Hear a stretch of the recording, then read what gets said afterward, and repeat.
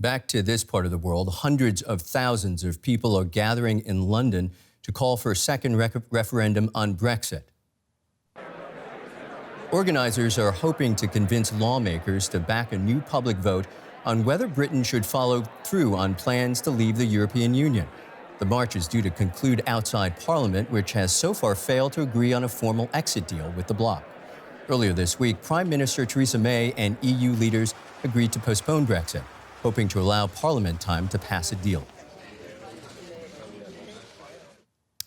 And in London, our correspondent Charlotte Potts is standing by. Charlotte, what's going on where you are?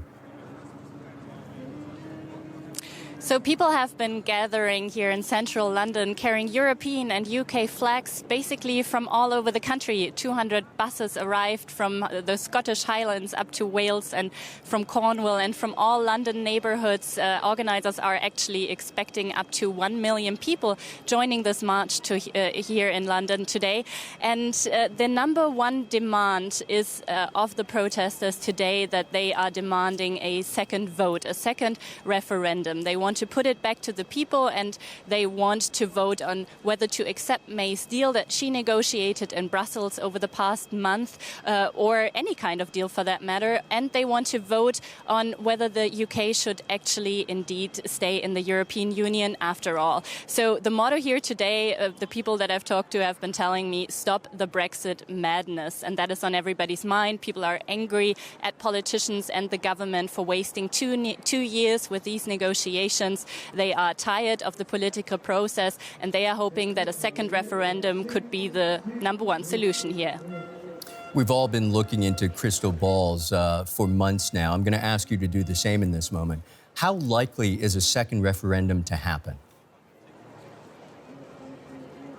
Well, I mean, certainly this march is going to send some visuals to Parliament, some strong images. Senior MPs from the Labour Party are marching here next to celebrities, young and old, people from all walks of life. Also, there's a petition that is demanding to revoke Article 50 and for the UK to stay in the European Union that has gained incredible traction online, over 4 million signatures so far, so that is hard to ignore. But we also have to remember that the UK is in absolute political turmoil at the moment. May has just returned from Brussels. The EU has allowed to extend the deadline for the UK leaving the European Union until April 12th, or even later if May gets her deal through Congress, through Parliament. I'm sorry, but the problem is that that May might not even put her deal before Parliament anymore because she knows that the chances are so slim. Also, within the Tory party, criticism is rising against